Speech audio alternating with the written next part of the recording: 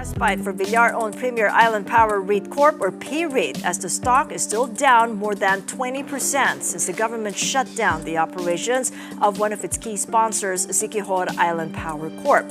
SIPCOR is a unit of Prime Asset Ventures Inc., a holding firm owned by the family of businessman Manuel Villar Jr. Prior to the shutdown, it had been supplying power to Siquijor since 2014 under a 20-year power supply agreement with Province of Siquijor Electric Cooperative Inc. With us now for more is the Energy Regulatory Commission Chairman, Attorney Francis Saturnino Juan. It's good to see you, Attorney Nino. Welcome to the program. Hello, yes. Good morning, Kathy. Yeah, so it's been 7 days since the shutdown. How is Siquijor Province doing on its power requirements without SIPCOR? The power supply in Siquijor has normalized. They have not been experiencing any more power interruption. In fact, the president is scheduled to visit the province today. The secretary of the Department of Energy is there to also check on the progress of or the situation of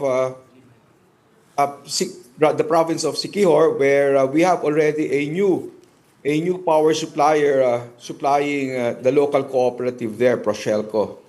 So the president's returning in as many weeks. The last time was June, just as the investigations begun. Would that mean then that there could be a chance that the state of calamity in Siquijor might be lifted?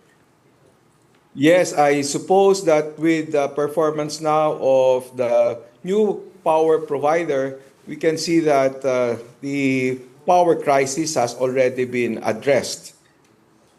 Has SIPCOR filed a motion for reconsideration yet? Because SIPCOR was quoted saying that it intended to avail of the remedies under the law to appeal the ERC decision. As of yesterday, we have not received any motion for reconsideration from SIPCOR. So is that it? Is the ERC ruling final? Well, they still have a few more days because they have 15 days to file the motion for reconsideration. Okay, so what's the status of your review then of P-REIT's other sponsor in the area? So SIPCOR is one, that you shut down, but they also have Camotes Island Power Generation Corporation, and I gather that there are also service delivery issues by CAMCOR. Yes, and the Department of Energy is spearheading also the fact-finding there and the review of the performance of the power supplier. So we're coordinating with the Department of Energy so there will be no duplication of efforts. What are the initial results so far? I still have to look at the reports. So far, they're being asked to submit certain information as regards the plant operation, the fuel inventory, and the like. And what sort of a timeline have you given CAMCOR to submit these documents? It is the Department of Energy. It is the Department of Energy spearheading the efforts to look into the performance also of CAMCOR.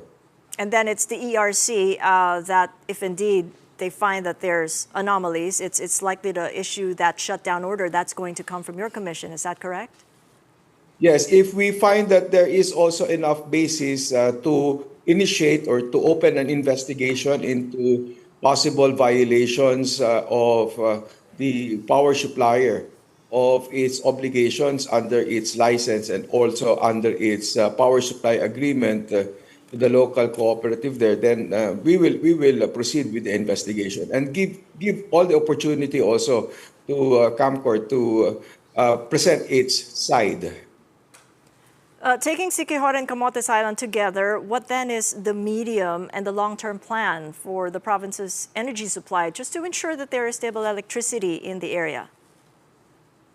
Well, aside from these two areas, we have also several other major off-grid areas, and they have their own unique set of problems with their current suppliers and or the rates that are being charged their electricity consumers. So we're also sorting out all these issues in the other off-grid areas, and hopefully we'll be able to come up with the solutions so that we can mitigate the high cost of power, especially those islands where the consumers are exposed to the true cost of generation, and some of the supply given to them are not are not given the missionary electrification subsidy. At the same time, we would need also to take a look at the requirement for the subsidies under the universal charge for missionary electrification, because we would not want also to further increase the burden on all the universal charge payers,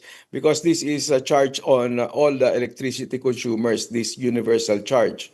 So we would have to take a look also at the subsidized generation rates that are being implemented in the off-grid areas. At the same time, there are also discussions on how possibly there can be some diesel capacities that can be displaced so that we can also reduce the true cost of generation in this off-grid and take advantage of other sources like solar and other renewable energy sources. As a final point, how do you respond to critics who allege all this is looking politically motivated, belonging to the Villar family?